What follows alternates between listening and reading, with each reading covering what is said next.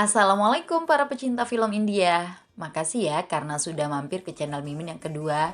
Semoga hari-hari kalian selalu bahagia. Seperti terdahulu, Mimin akan menceritakan film terbaru, judulnya Tamudu, yang dirilis bulan lalu. Selamat menonton para pendukungku.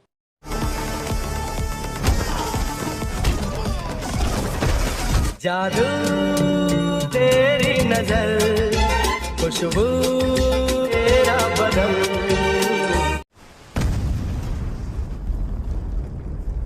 Sebuah pabrik meledak di kota Vizag. Selain menyebabkan kebakaran, zat berbahaya dan beracun menyebar dari pabrik.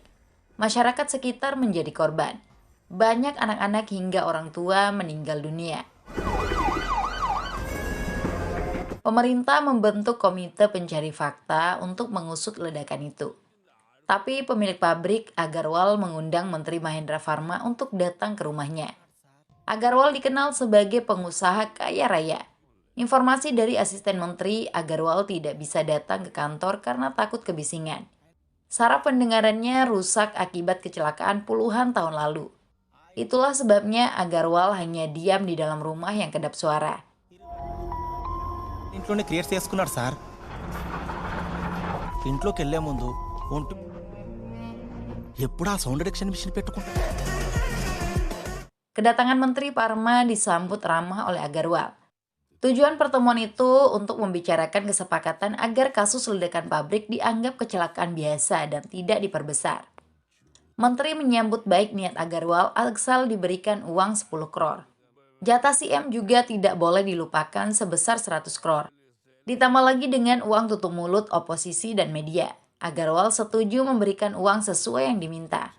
Uang kompensasi kepada korban juga akan diberikan sebesar 2 lak per orang. Berkat uang, Menteri Pharma menjamin semuanya akan aman.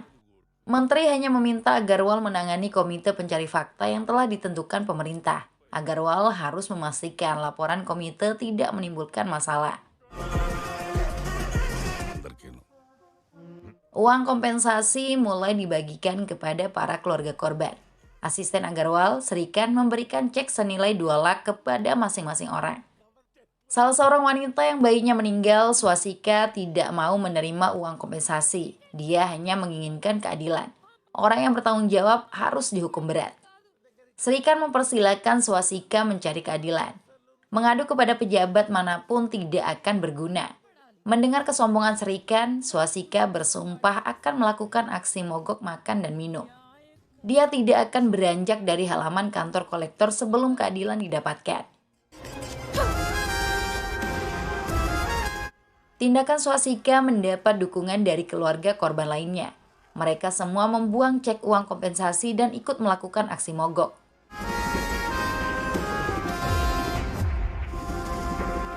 Mereka yakin seseorang akan datang untuk memberi keadilan. Sementara itu di kota Mumbai, ada seorang atlet panahan yang kegantengannya seperti Arjuna dalam Mahabharata. Dialah Jay yang diperankan Nitin.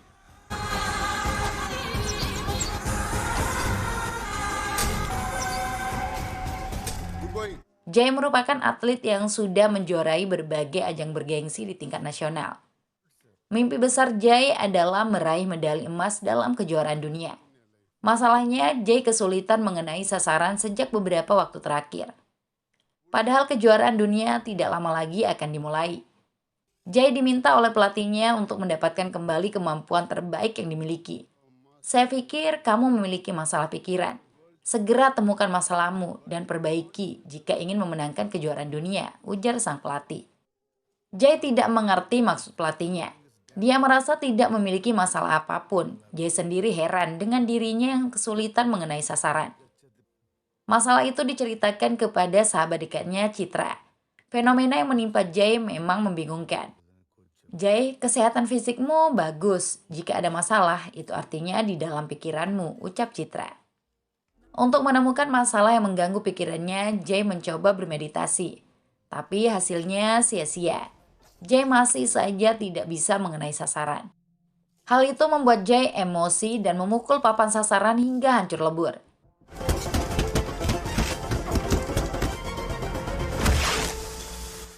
Citra kaget melihat kegilaan Jay yang menyakiti diri sendiri. Jay justru semakin emosi saat dinasihati. Dia pergi meninggalkan Citra. Jay kebut-kebutan di jalan raya hingga mengalami kecelakaan.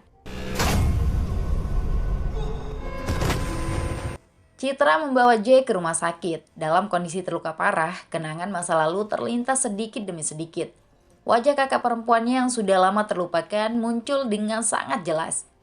Kenangan itu membuat Jay terbangun sadarkan diri. Jay menemukan masalah yang membelenggu pikirannya, yaitu rasa bersalah kepada kakak tercinta.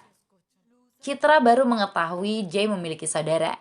Jay pun bersedia berbagi cerita masa lalunya. Pada saat Jay dilahirkan, ibunya meninggal dunia. Ayah Jay selalu sibuk dengan pekerjaannya sebagai pegawai pemerintah. Untungnya Jay memiliki kakak perempuan, Sneha Lata, yang berumur 10 tahun lebih tua. Sneha selalu mencurahkan perhatian dan kasih sayangnya. Sneha tidak hanya seorang kakak, tapi juga berperan sebagai ibu untuk Jay. Masalah mulai terjadi saat Sneha menjalin hubungan dengan seorang pria. Ayah mereka tidak menyetujui hubungan itu. Sneha menulis surat kepada kekasihnya untuk kawin lari. Jay ditugaskan mengantar surat itu. Tapi saat Jay akan keluar rumah, ayah mereka pulang. Jay jadi ketakutan dan menyerahkan surat yang ditulis Sneha. Rencana kawin lari Sneha digagalkan sang ayah. Sneha dinikahkan paksa dengan pria lain. Sebelum pergi ke rumah suaminya, Sneha memutus hubungan dengan ayah dan sang adik. Setelah itu, Sneha benar-benar pergi tanpa pernah kembali lagi. Bahkan Sneha tidak pulang saat ayahnya meninggal. Seharusnya saya tidak memberikan surat itu kepada ayah. Saya telah menghancurkan kepercayaan kakak. Hal itulah yang tertanam dalam alam bawah sadar saya sebagai rasa bersalah, ucap Jay mengakhiri ceritanya. Satu-satunya cara untuk mengatasi rasa bersalah adalah dengan mendapatkan kata maaf dari sang kakak. Hubungan yang telah lama retak harus disambung lagi. Citra berinisiatif mengajak Jay pergi menemui kakak perempuannya. Mereka pergi ke kota Vizag meski tangan kanan Jay masih sakit. Tapi informasi dari pekerja di sana, Sneha Lata tidak ada di rumah. Sneha yang telah berubah nama menjadi Jansi sedang pergi bersama semua keluarga ke festival Dewi Pagada Lama di Ambaro Godugu. Jay dan Citra pergi ke Ambaro Godugu. Mereka mencari informasi di YouTube tentang Ambaro Godugu yang ternyata ada di perbatasan Andhra Pradesh dan Chhattisgarh. Ambaro Godugu tidak masuk ke negara bagian manapun, sehingga tidak ada pemerintahan di sana. Itulah yang membuat para penduduk setempat banyak berprofesi sebagai pembunuh bayaran.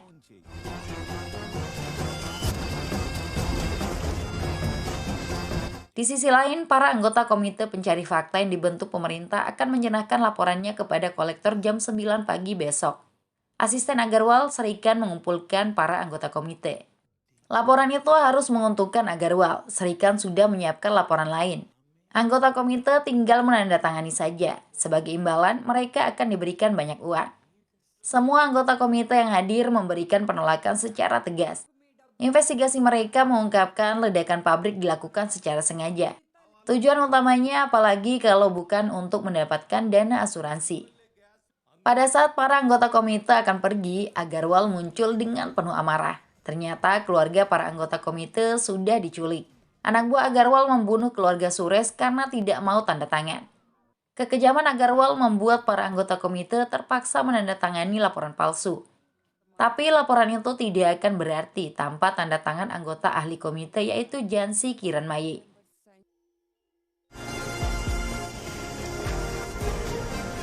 Sosok Jansi merupakan pejabat pemerintah yang jujur, tegas, dan tidak mengenal kompromi. Jansi pasti akan menyerahkan laporan asli komite kepada kolektor. Saat ini Jansi yang dulu bernama Sneha Lata sedang mengikuti festival Dewi Pagada Lama di Ambaro Godugu. Jansi bersama suami dan putrinya serta semua anggota keluarga terlihat bahagia mengikuti festival.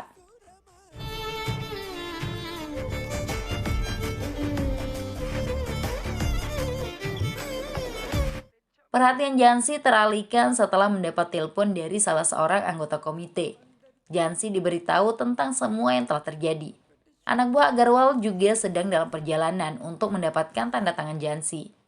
Untuk mengantisipasi ancaman terhadap dirinya dan keluarga, Jansi meminta bantuan keamanan kepada komisaris polisi kota Vizag.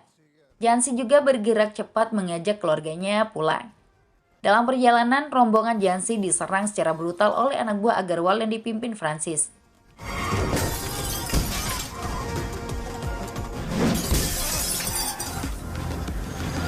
Kebetulan sekali, taksi yang digunakan Jay dan Citra sedang mogok. Taksi mereka ditabrak oleh mobil anak buah Agarwal.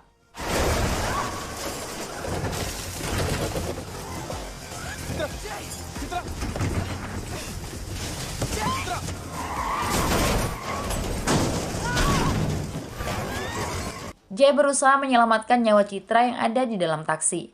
Sedangkan Jansi dan keluarganya berlari ke tengah hutan. Jay berhasil mengeluarkan Citra dari taksi. Anak buah Agarwal yang mengejar keluarga Jansi justru menabrak Citra. Jay jadi sangat marah. Dengan tangan masih terluka, dia mengejar dan menghajar orang-orang jahat itu. Secara tidak langsung, Jay sedang menyelamatkan kakak perempuannya. Jay belum melihat wajah Jansi alias Sneha. Dia hanya fokus memukul orang-orang yang telah mengganggunya. Satu persatu para penjahat dibabat hingga babak belur.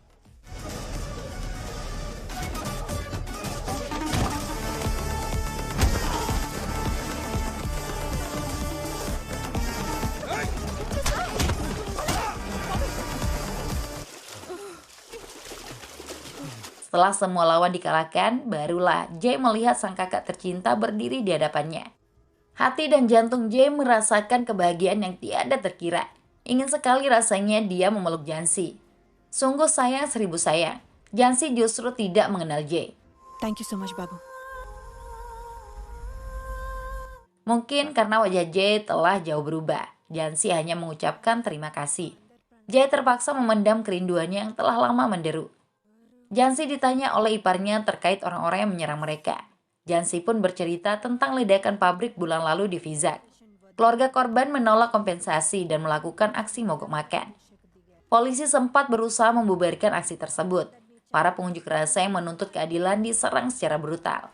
Tapi mereka tetap bertahan sampai keadilan didapatkan. Jansi harus menyerahkan laporan komite jam 9 besok. Itulah yang membuat mereka diserang. Saya sudah minta bantuan komisaris untuk memberikan perlindungan. Kita ditunggu di daerah Kusumi, tutur Jansi. Untuk bisa aman sampai Kusumi, Jansi meminta Jay ikut menemani. Tentu saja Jay bersedia. Hanya saja dia belum bisa mengungkapkan identitas aslinya kepada kakak tercinta. Mereka kemudian berangkat ke Kusumi.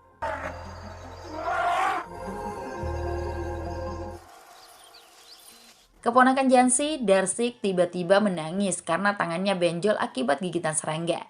Mereka mencoba menelpon dokter, tapi sinyal di sana tidak ada. Jay menghubungi layanan darurat. Panggilan darurat itu diangkat oleh seorang gadis bernama Ratna. Jay minta disambungkan dengan dokter. Tapi Ratna mengaku bisa mengatasi semua masalah yang ada. Ratna mengajari Jay cara mengobati gigitan serangga. Berkat bantuan Ratna, Darsik bisa ditangani dengan obat herbal yang tersedia di hutan. Bantuan Ratna tidak gratis. Panggilan darurat itu dikelola oleh LSM. Jay diminta memasukkan uang sebesar Rp3.000 ke kotak Ratna yang ada di hutan. Perjalanan bisa dilanjutkan lagi. Putri Jansi, Ditya tidak sengaja menginjak jebakan ranjau. Untung saja Jay bergerak cepat menyelamatkan keponakannya itu.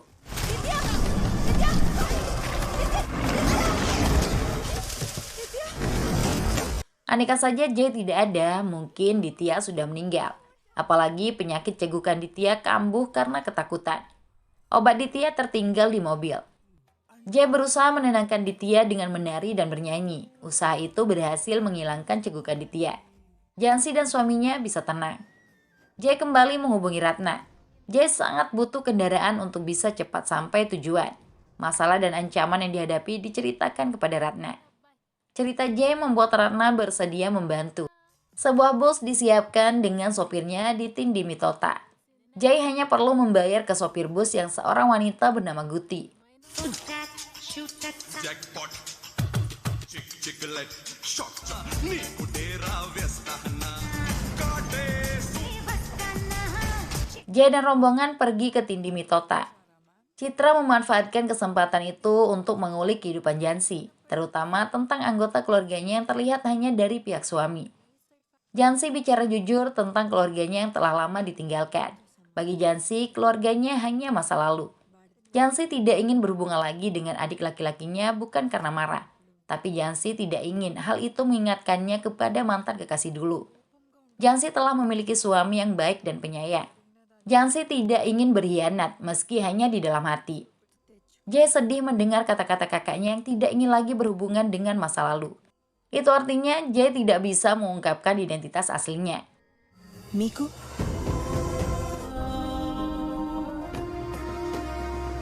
కుసుమేవరికొస్తే అక్కడి నుంచి మా దారిన మేము వెళ్ళి Masalah muncul pada saat mereka akan sampai bus. Anak buah Agarwal sudah siap menyergap. Jae dan Citra mengutamakan keselamatan ipar Jansi yang sedang hamil untuk dibawa terlebih dahulu ke bus. Jansi dan yang lain berhasil ditangkap. Jansi disiksa agar mau menandatangani laporan palsu. Jae sangat marah melihat kakaknya dilukai. Dia menggunakan panah untuk menghajar orang-orang jahat itu. Beberapa kali Jae tidak mengenai sasaran. Dia menggunakan tangan dan kakinya untuk bertarung. Jae begitu tangguh tak terkalahkan. Semua musuh ditaklukkan.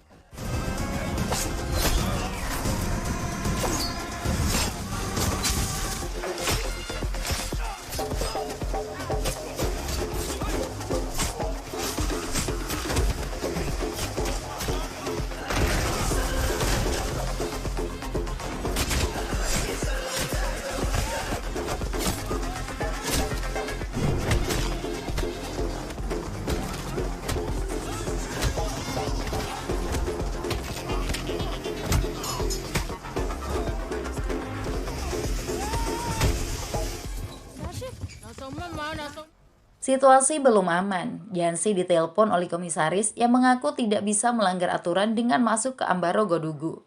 Polisi sudah berjaga menunggu Jansi di pintu masuk. Hari sudah malam. Agarwal sangat kecewa anak buahnya belum bisa mendapatkan tanda tangan Jansi. Agarwal tidak butuh lagi tanda tangan itu. Dia menugaskan Francis untuk membunuh Jansi dan keluarganya. Mereka tidak boleh keluar hidup-hidup dari Ambaro Godugu. Sesuai perintah, Francis membuat sayembara untuk semua penduduk lokal. Siapapun yang bisa membunuh Jansi dan keluarganya akan diberikan hadiah 1 crore. Hadiah sebesar itu membuat semua penduduk dari berbagai desa berbondong-bondong mengikuti sayembara. Jumlah mereka sangat banyak.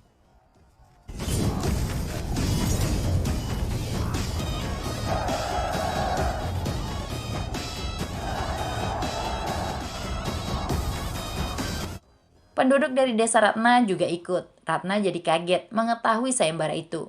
Dia segera menghubungi Jae untuk melaporkan bahaya yang sudah menanti. Jae bingung harus berbuat apa. Ditambah lagi ipar Jansi yang sedang hamil mengalami kontraksi. Situasi jadi semakin rumit setelah bus mengalami mogok. Jae mengajak keluarga Jansi pergi meninggalkan bus.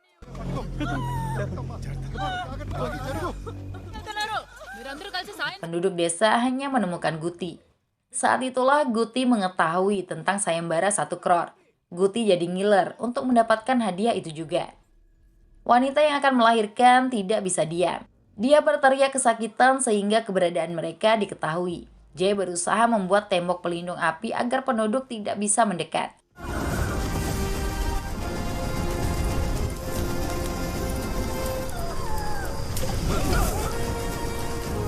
Jansi dan semua orang yang ada di sana bingung cara membantu wanita melahirkan. Untungnya ada Ratna yang bisa membimbing lewat telepon. Sedangkan Jae sibuk meladeni penduduk desa yang menembus dinding api. Jae bertarung sendirian. Suami Jansi dan ipar-iparnya hanya jadi penonton. Mereka pria pengecut yang sangat menjengkelkan. Syukurlah Jae masih mampu menghadapi ratusan musuh di hadapannya. బిగపట్టిన ఊపిరి వదలే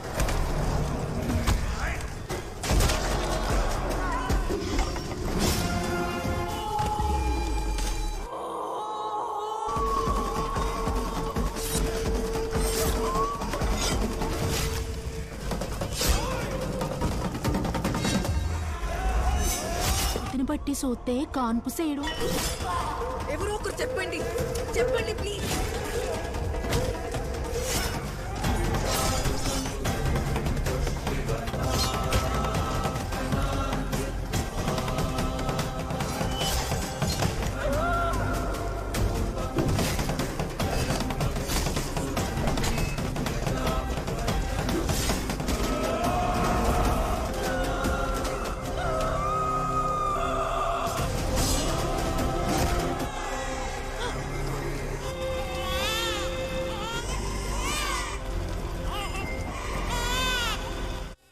Seorang bayi lahir dengan selamat.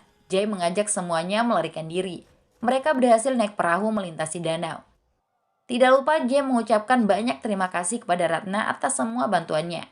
Masalah lain justru muncul. Ditya tidak ada dalam rombongan. Jay meminta semua orang tenang. Dia akan pergi mencari Ditya. Citra ditugaskan menjaga Jansi dan keluarga. Rupanya Ditya jatuh ke dalam lubang yang dibuat untuk menangkap rusa. Ditya ditemukan oleh para penduduk pimpinan Basava yang sangat menginginkan hadiah 1 crore. Basava akan membunuh Ditya. Untungnya Jay datang tepat waktu. Jay bertarung melawan ratusan orang. Sungguh keberanian yang tiada tara.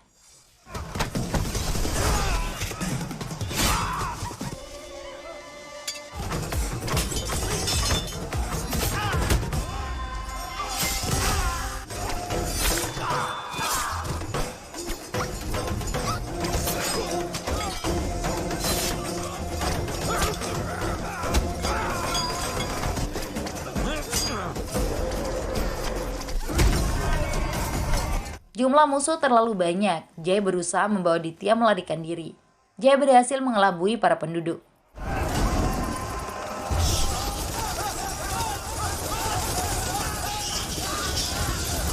Di waktu yang bersamaan, Citra dan keluarga Jansi melihat Guti menggunakan kereta. Guti menawarkan tumpangan untuk menyelesaikan tugasnya. Padahal Guti telah memiliki niat lain untuk mendapatkan hadiah 1 crore. Jansi dan keluarganya tertipu. Mereka ikut bersama Guti. Bukannya aman dari bahaya, keluarga Jansi dibawa ke gua untuk dibunuh. Guti sungguh nekat. Dia berani seorang diri ingin membunuh 1 keluarga. Tapi Guti memang cukup perkasa. Dia mampu melawan 5 pria dewasa dan 5 wanita dewasa.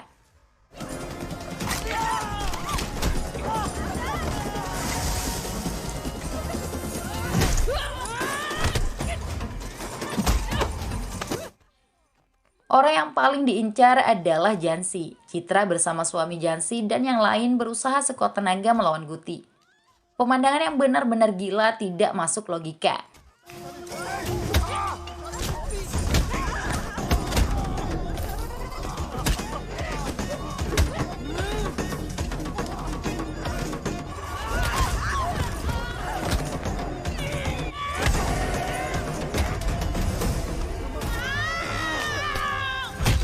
Citra terluka parah karena bertarung melawan Guti. Syukurnya Citra berhasil membunuh Guti dengan tenaga yang tersisa.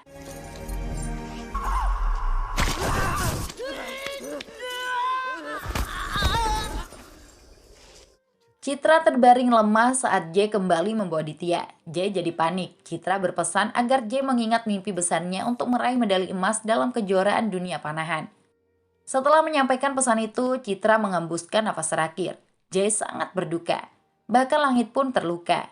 Jay tidak pernah menyangka Citra akan meninggal secepat itu.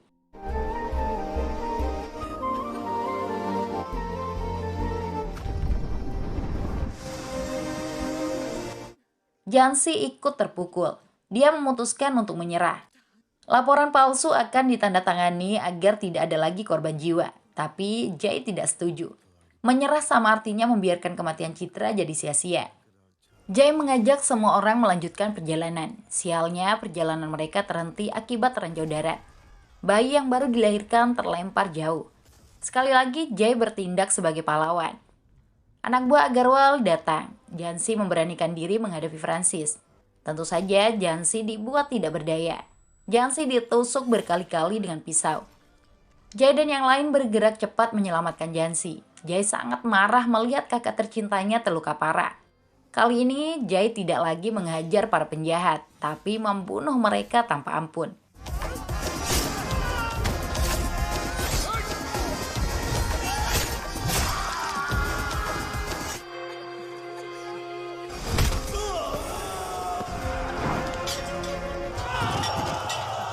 Jay sibuk membunuh lawan-lawannya. Saat itulah Francis menyandera Jansi dan suami. Jay mengambil panahnya. Dia harus tepat sasaran. Jika tidak, kakaknya yang akan meninggal. Anak panah Jay berhasil mengenai Francis. Masalah Jay yang sulit mengenai sasaran secara otomatis telah sembuh. Jay kemudian membawa Jansi yang terluka parah untuk melanjutkan perjalanan. Basava yang masih hidup ingin melempar tombak, tapi seseorang terlebih dahulu membunuh Basava dari belakang. Dialah Ratna yang datang untuk menyelamatkan Jay. Sayangnya kepahlawanan Ratna tidak diketahui oleh Jay. Jansi dan keluarga telah keluar dari hutan dan mendapat perawatan medis. Tapi komisaris polisi menyarankan agar mereka tidak masuk kota terlebih dahulu. Anak buah Agarwal sudah mengepung kota. Jay khawatir Jansi tidak akan bisa menyerahkan laporan tepat waktu. Apalagi jarum jam sudah menunjukkan pukul 8. Waktu yang tersisa tinggal 1 jam lagi. Jay memiliki rencana brilian. Dia meminta komisaris memberitahu pihak Agarwal tentang keberadaan mereka di kendaraan kontainer. Agarwal dan anak buahnya tertipu. Jansi dan keluarga dianggap ada di dalam kontainer. Padahal hanya Jay yang ada di kontainer. Agarwal meminta kontainer itu diarahkan ke rumahnya. Jay dengan senang hati dikejar dan dipaksa menuju kediaman Agarwal. Memang itulah yang diinginkan. Tujuan utamanya agar Jansi bisa pergi menyerahkan laporan ke kantor kolektor tanpa gangguan. Jay sudah berada di depan gerbang rumah Agarwal. Saat itulah Agarwal dan semua anak buahnya menyadari telah tertipu. Tapi Agarwal hanya tertawa. Dia sudah mengantisipasi berbagai kemungkinan. Orang-orangnya sudah dipasang di kantor kolektor jika Jansi datang ke sana. Jarum jam sudah menunjukkan pukul 8:40. Jay harus segera ke kantor kolektor untuk melindungi Jansi. Untuk bisa kabur dari kepungan lawan, Jay menyandra Agarwal yang berlindung di tabung kedap suara.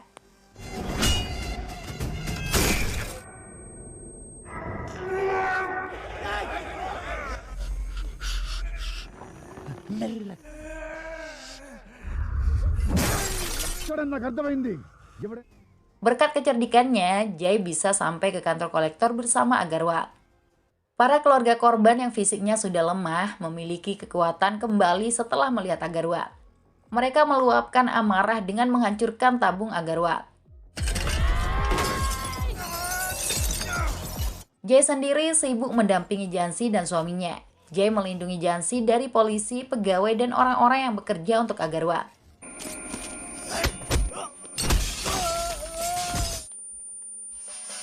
Akhirnya Jansi bisa bertemu kolektor. Laporan komite pencari fakta diserahkan tepat pukul 9 pagi. Sementara Agarwal sedang disiksa oleh para pengunjuk rasa dengan suara bising. Semua orang membuat bunyi-bunyian hingga darah keluar dari telinga Agarwal. Lalu setelah itu Agarwal meninggal di tempat.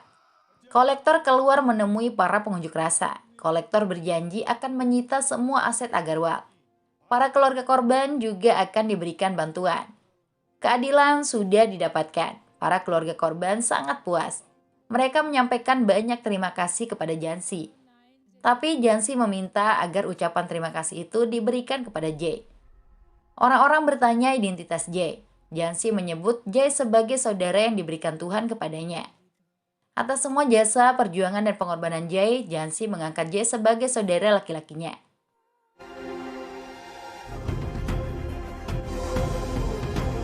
Jay terharu bahagia. Meski dia tidak dikenali sebagai adik kandung, Jay sudah cukup puas setelah dianggap sebagai saudara laki-laki oleh Jansi.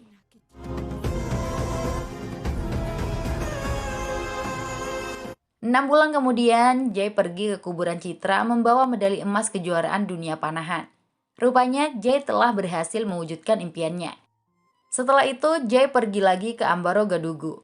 Kali ini untuk menemui Ratna, yang suaranya telah membuat Jay terpesona. Jay ingin tetap berhubungan dengan Ratna. Keinginan Jay disambut penuh semangat oleh Ratna. Film selesai di sana. Sudah dulu ya, sampai jumpa. Wassalam semuanya. ఇదేనా ప్రపంచం బాగుందా